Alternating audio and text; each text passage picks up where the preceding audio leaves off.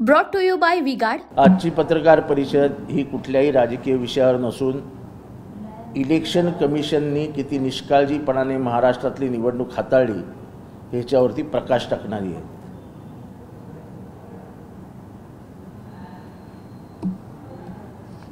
इथे मी तुम्हाला यादी क्रमांक सकट पेपर्स देतोय।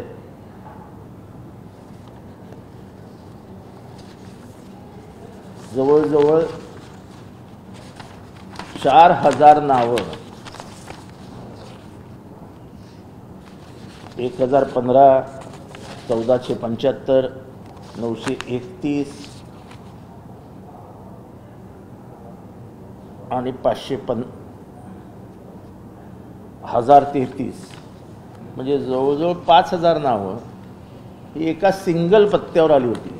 रशीद कंपाऊंड ही कशी माणसं शोधायची आणि कोणी शोधायची? खरं वोटिंग स्लिप देण्याचं काम हे निवडणूक आयोगाने स्वतःकडे घेतलं होतं। काही वर्षापूर्वी निवडणूक आयोगाच्या 20%ही चिठ्ठ्या पोचल्या नाहीत घरात।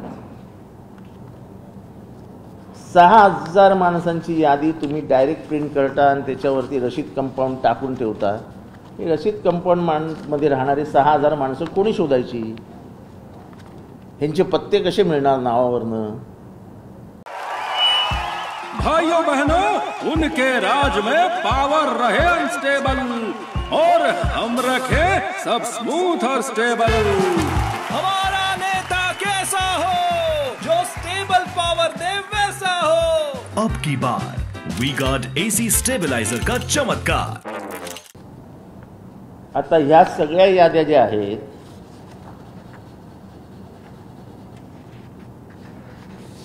हे उदाहरणादाखल आणल्यात अशा अनेक याद्या आहेत। या सगळ्या याद्या या 1500 1400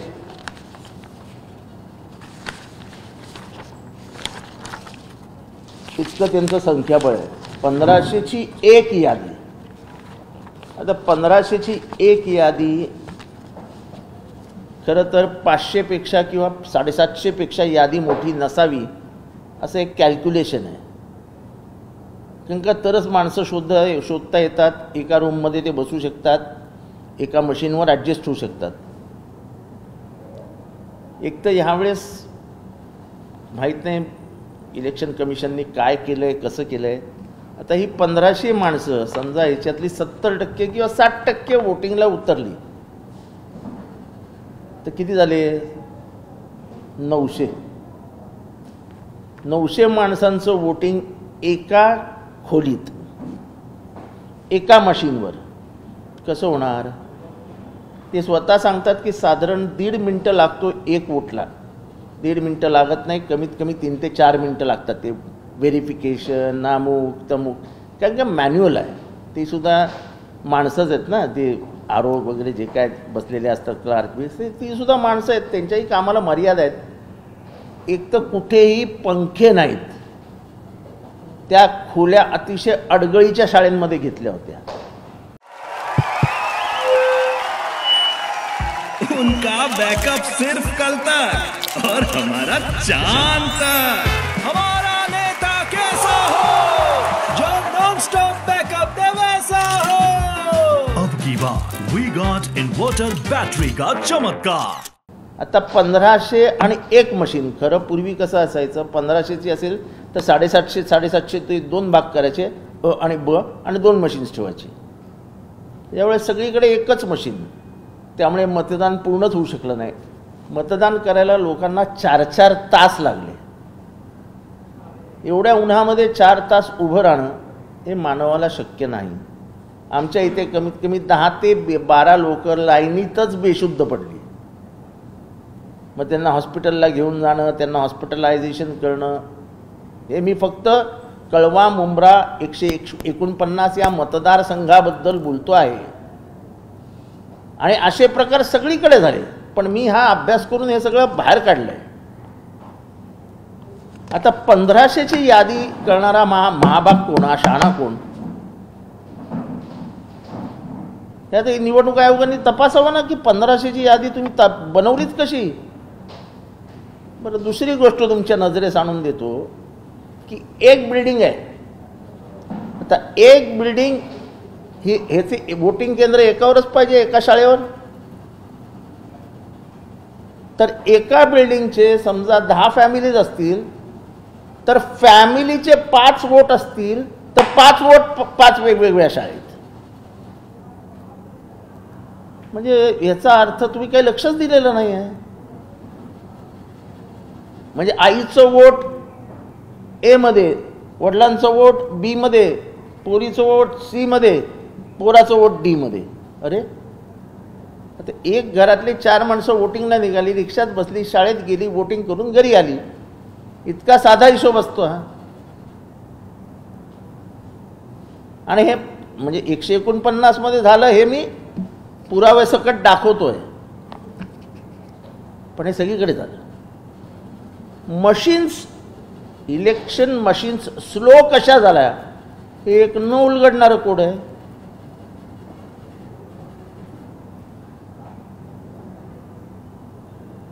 इलेक्शन मशीन्स जाणून बुजून स्लो केले गेले होत्या असं आमचं स्पष्ट मत आहे.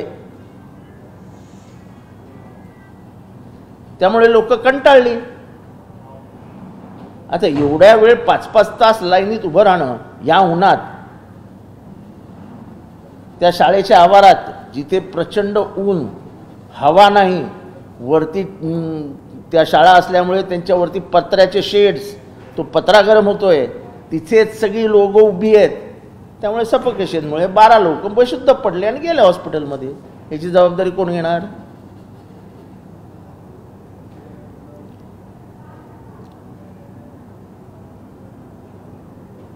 तेव्हा इलेक्शनचं काम सांभाळणारी यंत्रणा जी आहे, इलेक्शन कमिशन ऑफ इंडिया, यांनी महाराष्ट्रातलं मतदान कमी व्हावं याच्यासाठी जाणून बुजून प्रयत्न केलेले आहेत. आणि हे त्याचे पुरावे, 2 पुरावे दिले. 1500च्या याद्या, अगदी 1500ला 2 मिनिटं जरी धरली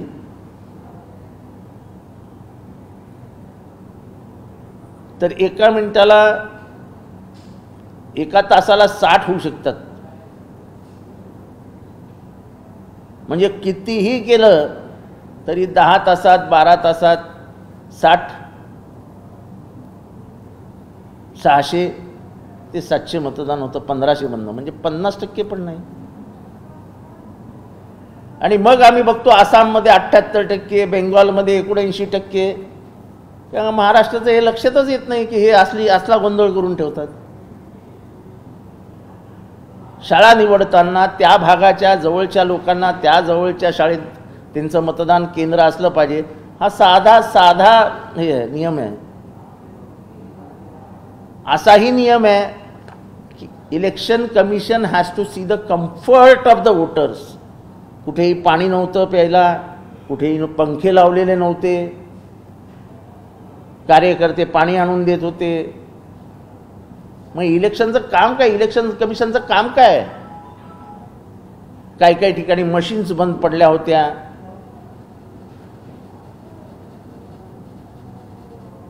त्यामुळे महाराष्ट्र म्हणजे ऑल इंडिया जे काही इलेक्शन कमिशन ऑफ इंडिया आहे, एक आमदार आणि एका आमदाराचं मतदारसंघाचं नाव 149 कळवा मुंब्रा.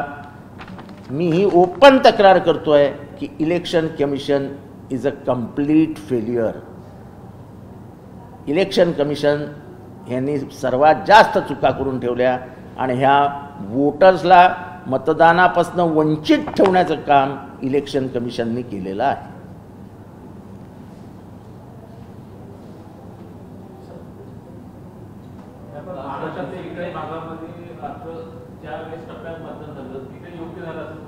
नाही, ते माझ्या मतदारसंघाचं लक्षात आणून देतोय. ज्याचं त्याचं काम आहे आपल्या मतदारसंघात काय झालं हे लोकांसमोर आणणं. हे माझ्या मतदारसंघात आलं, मी लोकांच्या समोर लगेच कालचा दिवस आराम दिला सगळ्यांना आणि आज मी आणलं, हे घ्या. आणि पुराव्यासकट आणलं. आता हे पुरावे आम्ही डायरेक्ट आता संध्याकाळी इलेक्शन कमिशनकडे कंप्लेंट जाणार आहे आमची.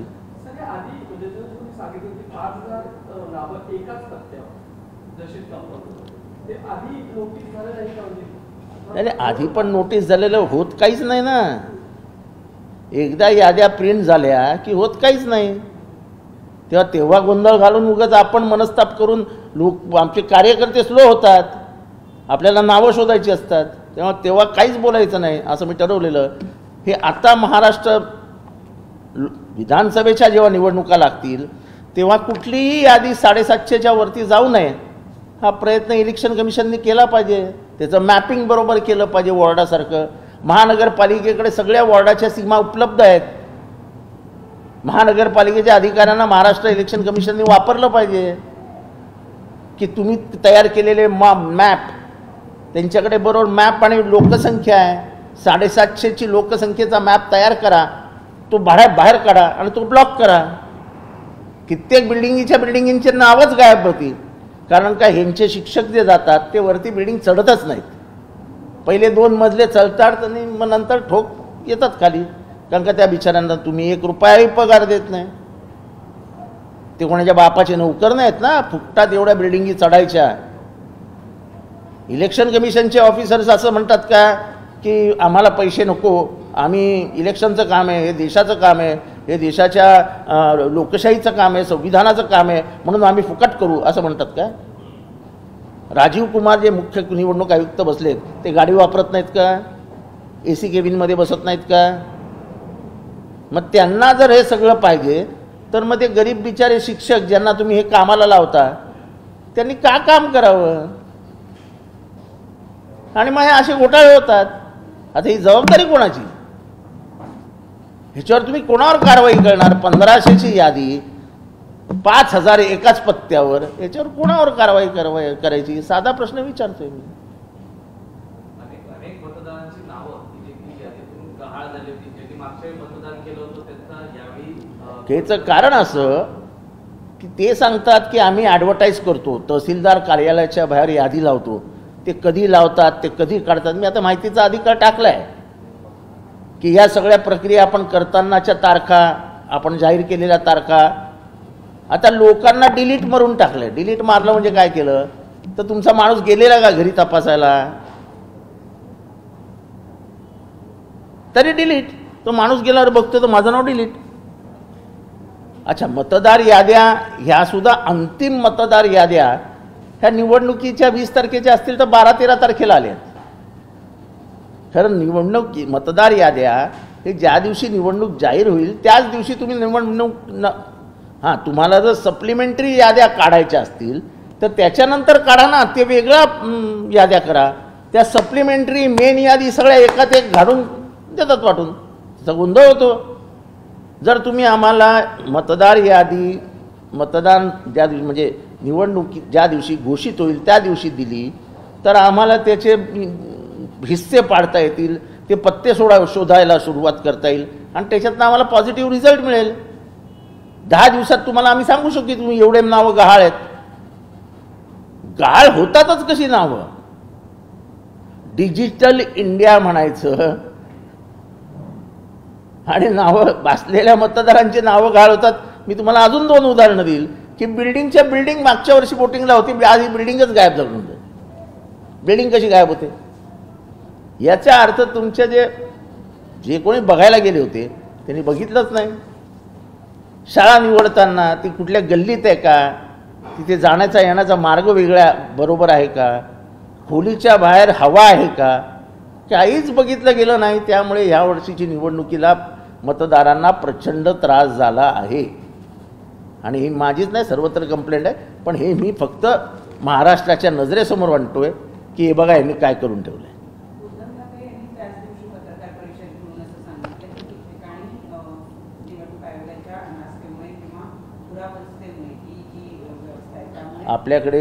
आपल्याकडे माझा 3 वाजताचा, 2 वाजताचा, 1 वाजताचा सगळे व्हिडिओज अवेलेबल आहेत. माझा प्रश्न असा आहे की त्या पत्रकार परिषदेनंतर देवेंद्र फडणवीस असतील किंवा भाजपच्या इतर नेत्यांनी असं म्हटलं की पराभव दिसतो आहे. पराभवाचा प्रश्न नाही हो, ही अकार्यक्षमता आहे. हा कुठल्या राजकीय पक्षावर आरोप नाही आहे. निवडणूक आयोग हे कुठल्या राजकीय पक्षाचं प्रतिनिधित्व करत नसतात. त्यांची बाजू घेऊन तुम्ही उलटे त्यांच्यावरती छाप मारतात की ते BJPचे आहेत हे मी दाखवते कोणाचं काम आहे? BJPचं काम नाही आहे. हे निवडणूक आयोग, तहसीलदार हे सगळे मिळून एकत्र मिळून सगळे कामं करत असतात. त्याच्यात कुठलाही राजकीय हस्तक्षेप नसतो. 1500ची जर लिस्ट आहे आणि मी सांगितलं तसं 2 मिनिटाचा एक मतदार पकडा, 30 मतदार एका तासात होतील. 30 मतदार एका तासात झाले तर काय होईल रेट? किती माणसं जाऊ शकतात मतदानाला? तुमच्या चिठ्ठ्याच बाहेर पोचल्या नाही घरात, तो माणूस शोधत कुठे फिरणार?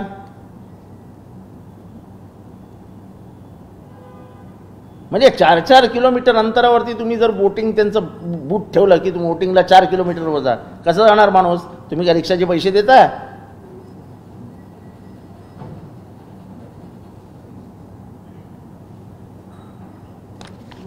मतदान स्लो झालं हा हे पराभवासाठी नाही, ही अकार्यक्षमता दाखवतोय आम्ही. ह्याच्यातनं पराभव किंवा विजय दिसत नसतो. आणि मी ज्या एरियातनं दाखवतोय त्या एरियात मला प्रचंड लीड मिळणार आहे कळव्या मुंबऱ्यामध्ये. मी त्या लीडच्या भानगडीत नाही बोलतोय. मी हे सगळीकडे झालं, हे का झालं याची चौकशी झाली पाहिजे ना. मशीन स्लो कशा झाल्या? एवढे वर्ष आम्ही तक्रार केली नाही का? असं कधी घडलेलंच दिसत नव्हतं. 1500ची यादी पुरावा आहे ना, हा पहिलं पान आहे बघा. 1475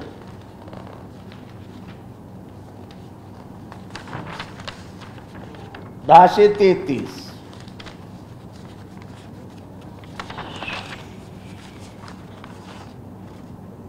1533 1473 1457 1522 यादी नंबर देतो. अजून काय देणार पुरावे? हे सगळे पुरावे काढून घेऊन आलो आहे. मतदार यादी 2024 S13 महाराष्ट्र आहे बघा. अजून काय पुरावे देऊ? त्यामुळे अकार्यक्षम इलेक्शन कमिशन ऑफ इंडिया यांच्यामुळे महाराष्ट्रातलं मतदान कमी होतं. आम्हाला लाज वाटते की अतिशय दुर्गम भागात आसाममध्ये 78% मतदान होतं, झारखंडमध्ये 72-74% मतदान होतं, बेंगॉलमध्ये 75-80% मतदान होतं आणि आम्ही 40च्या पुढे जातच नाही. 40, 42, 43, 44, 45, 52, 54 बस इथेच अडकतो. मतदान सुटसुटीत सरळ झालं, चिठ्ठी वेळेत मिळाली तर तेवढा माणूस तयार होतो. तो नाव शोधायलाच त्याची धावपळ असते. मेरा नाम किधर है, मेरा नाम किधर है, मेरा नाम किधर है.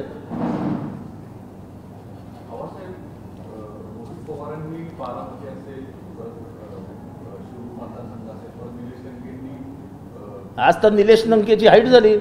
निलेश लंकेंच्या त्या स्ट्रॉंग रूममध्ये एक माणूस घुसलेला दाखवला आहे आणि तो ह्यांच्याशी खेळतोय, त्या तोडायचा प्रयत्न करतोय मशीन्स. काय चालू आहे? कुठे लाईटच जात आहेत, कुठे कॅमेरेच बंद पडत आहेत, कुठे स्क्रीनच दिसत नाही आहे. आणि नेमके ते जिंकणारे मतदारसंघ आहेत त्याच्यातच हे सगळं घडतंय.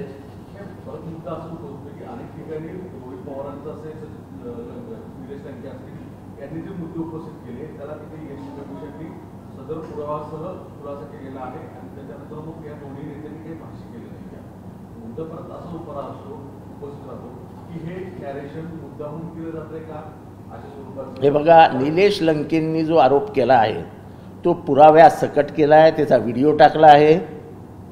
हा माणूस स्ट्रॉंग रूममध्ये घुसला कसा?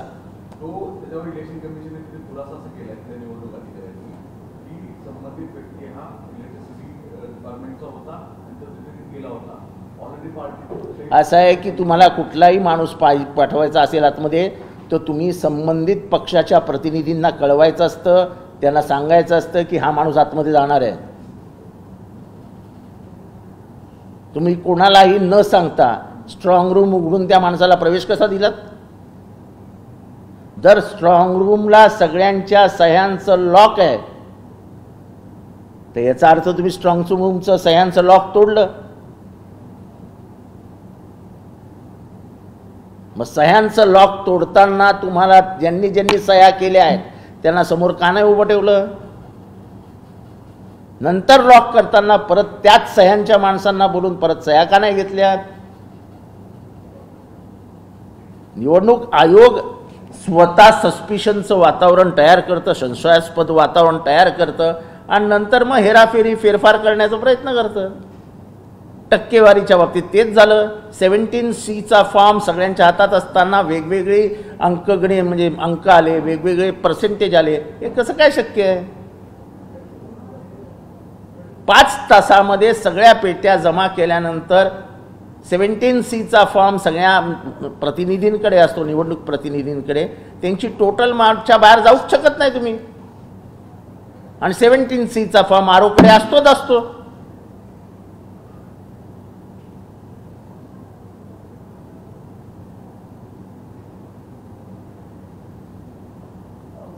प्रशांत किशोर यांनी सांगितलं आहे की भाजप देशामध्ये 303 च्या वरती जाईल असा त्यांचा अंदाज आहे. या अंदाजावर तुमची काय प्रतिक्रिया आहे? ते प्रशांत किशोर आहेत, ते काही अंदाज देऊ शकतात. ते बऱ्याच वेळा इंडिया आघाडीच्या बाजूने दिसत होते आणि आता त्यांनी नाही, इंडिया आघाडीच्या बाजूने कधीच दिसले नाहीत या 3 महिन्यात.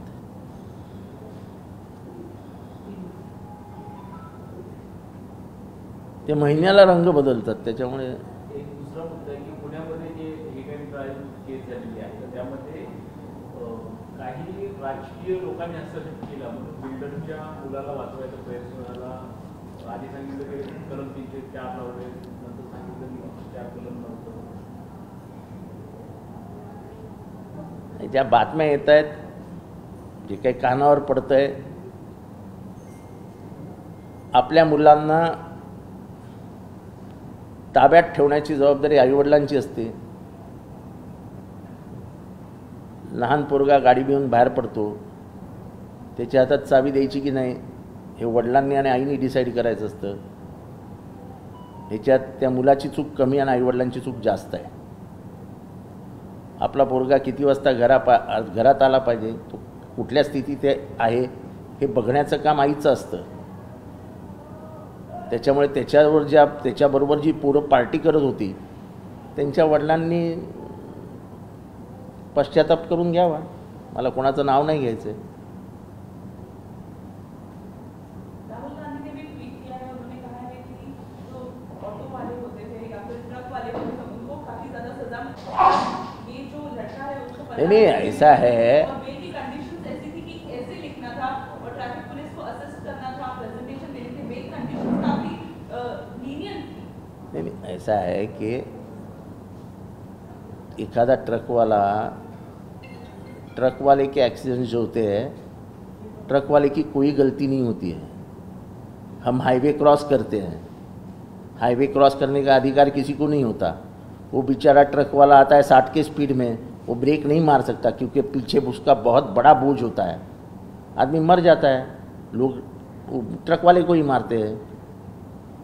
और ये सरकार ने उसकी सज़ा 10 साल की कर दी है. उसको जामीन मिलाने को अब 3 महीना लगेगा. ये एलिट क्लास को एक न्याय और गरीब को एक न्याय, ये भारत में जो हो रहा है ना वही गलत है.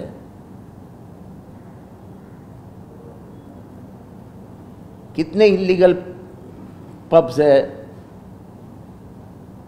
कितने इलीगल पब्स है, उसके ऊपर कुछ कार्रवाई.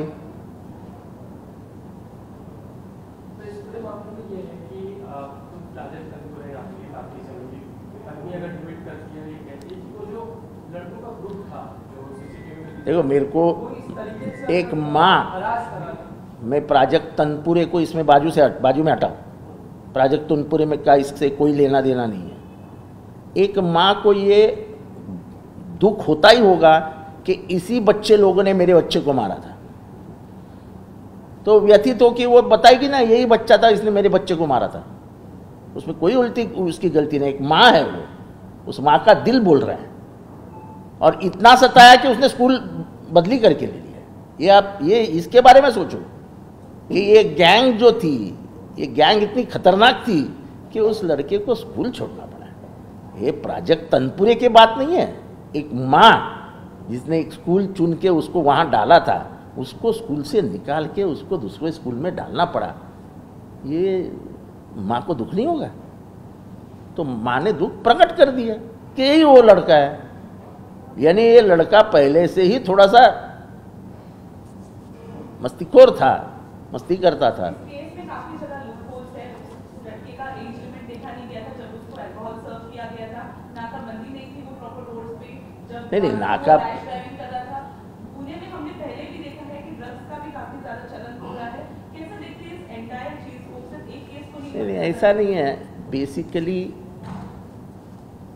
टाइमिंग्स ऑफ बार, ये एक के ऊपर ध्यान रखना पड़ेगा। एज, कौन से एज के लड़के दारू पी रहे हैं, उसके ऊपर एक्साइज डिपार्टमेंट को ध्यान देना पड़ेगा। इल्लीगल बिल्डिंग में बार की परमिशन मिलती कैसी है? अगर इल्लीगल बिल्डिंग में बार देने का ही नहीं है कानूनन एक्साइज को, तो बार की परमिशन दी किसने? और पुणे में ऐसे 100-200 बार है जो इल्लीगल बिल्डिंग में है, उनको कोई अधिकार नहीं है बार लाइसेंस मिलाने का।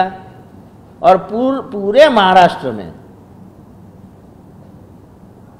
कहीं पे भी पब खुल रहे हैं, बार खुल रहे हैं, और इसको एक्साइज डिपार्टमेंट लाइसेंस दे रहा है, जो एक्साइज डिपार्टमेंट का अधिकारी नहीं है। अगर वो फॉरेस्ट एरिया है, अगर वो साइलेंस जोन है, अगर वो नेशनल पार्क का इलाका है, तो आप वहां पे लाइसेंस दे कैसे सकते हैं? अगर म्युनिसिपैलिटी का प्लान पास नहीं है, उसको फायर की एनओसी नहीं है, तो आप बार को परमिशन कैसे दे सकते हो? अगर किसी को चाहिए तो चलो मेरे साथ, मैं आपको बार में ले चलता हूं और दिखाता हूं सब। किसी एक्साइज के ऑफिसर्स को मंत्रालय में बैठे हुए, उनको अगर चाहिए तो आज शाम को, नहीं तो कल शाम को मेरे से मुलाकात कर ले, मैं 10-12 बार घुमाता हूं उनको और दिखाता हूं ये कौन से एरिया में, इसकी लीगलिटी क्या है बताओ। सब मालूम होते हुए भी लोक प्रतिनिधि सिर्फ चिल्लाते रहते हैं, कोई अधिकारी को कुछ पड़ी नहीं है। मस्त पैसा जमा होता है। एक्साइज का जितना पैसा आता है, शायद ही किसी डिपार्टमेंट में इतना करप्शन है। इल्लीगल बिल्डिंग्स में तुम लोग बार लाइसेंस देते कैसे हो? जिस बिल्डिंग का प्लान ही नहीं मंजूर, उसमें तुम बार कैसे देते हो?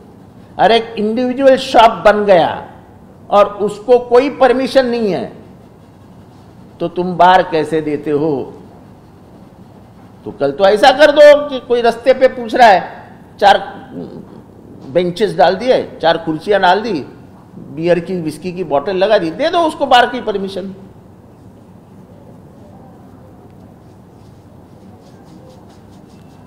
ये लंबा विषय है। मैं इलेक्शन कमीशन के लिए आया हूं, बार के लिए नहीं आया हूं। नहीं तो मेरा इलेक्शन कमीशन का विषय बाजू में जाएगा और बार का विषय आगे आ जाएगा।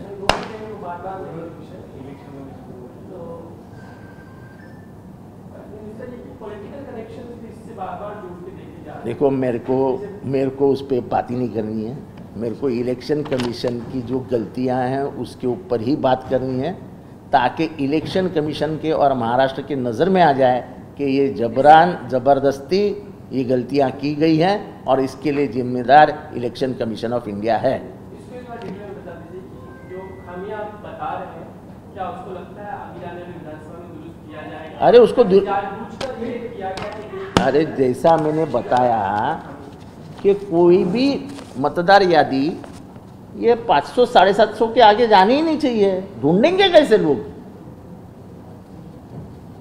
ये फाइनल यादी अर्जी भरने के पहले हाथ में आनी चाहिए। आप 8 दिन 10 दिन पहले फाइनल यादी हाथ में देते हो तो लोग काम कैसा करेंगे? इसके ऊपर बहुत ज्यादा काम करना पड़ता है, हर एक एड्रेस ढूंढना पड़ता है, क्योंकि जिम्मेदारी तो इलेक्शन कमीशन की ली है। लेकिन चिट्ठियां पहुंचती नहीं है। चिट्ठियां अगर पहुंचेगी नहीं तो उसको मालूम नहीं पड़ेगा कि उसका मतदान केंद्र कहाँ है, उसको कौन सा स्कूल में जाने का है। उसको पता करवाने के लिए इलेक्टोरल पॉलिटिकल कार्यकर्ता को उसके घर पे जाना पड़ता है।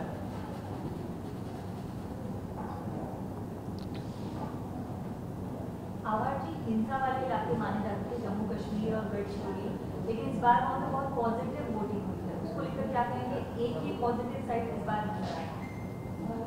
अच्छा है ना, जो हुआ वो अच्छे के लिए हुआ, जो हुआ अच्छा ही होगा।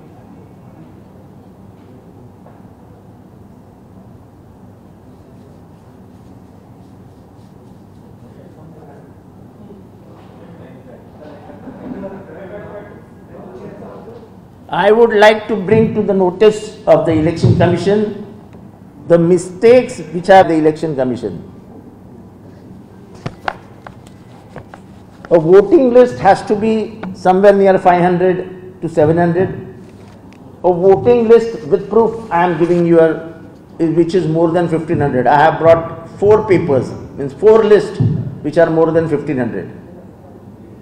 1500 in one room, in one machine is impossible to complete, and therefore voting percentage has fallen down. People stood in the line for 4 hours and yet could not vote. There was no ventilation in the room, there was no ventilation outside. In my constituency 149 Kalwa Mumra, nearly 12 people fainted because of exhaustion, exertion, dehydration, and yet the Election Commission had no provision for ambulance, no provision for doctor, there were no fans, there was no ventilation. The second proof which I am giving is, there is one area called Rashid Compound in Mumra. Nearly 4,000, there were nearly 7 lists. 7 lists approximately comes to 6,000. The address was only written as Rashid Compound. Where should we search them? Election Commission some years back had declared that poll chits is not the responsibility of the political parties, but we will distribute poll chits to the voters, for voters to understand on which booth they have to reach and where is the booth. Not even 20% of the slips were distributed by Election Commission. Is Election Commission not responsible to all this? I point my fingers towards the Election Commission for the voting percentage which has fallen down in Maharashtra. If Assam can have 78%, if Tripura can have 82%, if Jharkhand can have 75%, Maharashtra lies only for 52, 53, 54.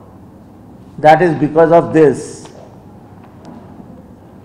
And I think I have come on the second day after the voting has been completed. I have not come for any political reasons कि मैं हार रहा हूं, मैं जीत रहा हूं, मैं उम्मीदवार ही नहीं हूं.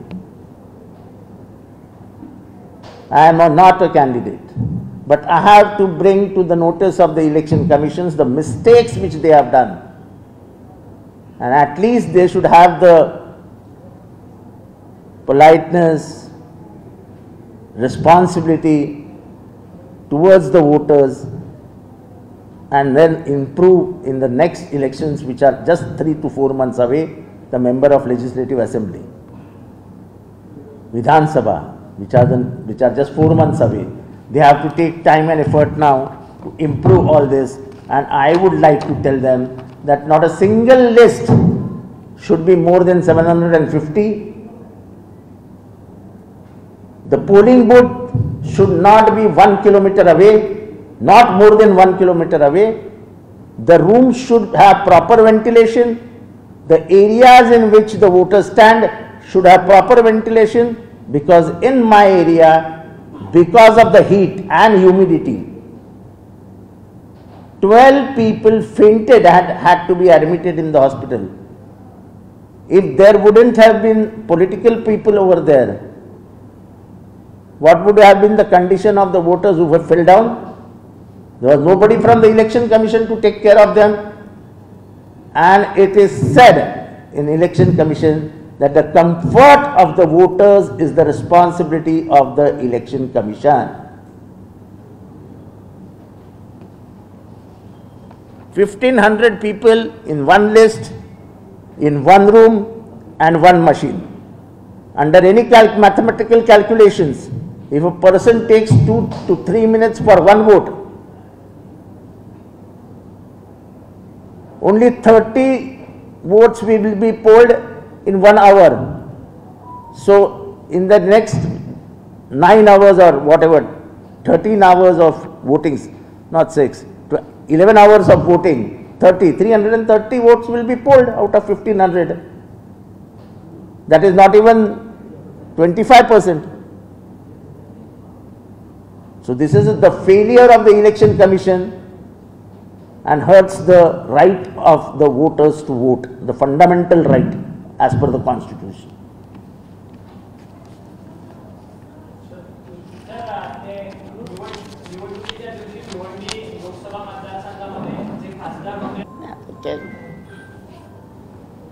सगळं समोर आल्यावरती मी त्याच्यावर काय बोलावं. म्हणजे माझी केंद्रीय मंत्री यांनी तिथे उभे असलेल्या एका इतर मागासवर्गीय कर्मचाऱ्याला शिव्या देणं हे मला वाटतं अशोभनीय होतं.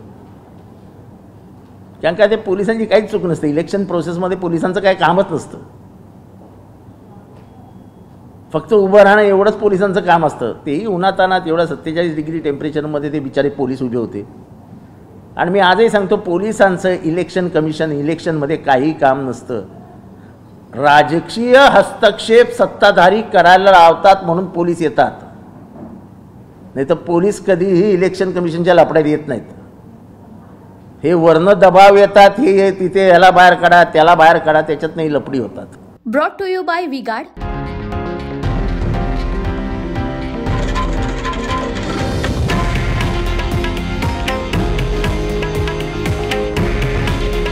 हे आहे देशातील नंबर 1 न्यूज नेटवर्क आणि आपण पाहत आहात TV9 मराठी. काळजी तुमची, हित महाराष्ट्राचं.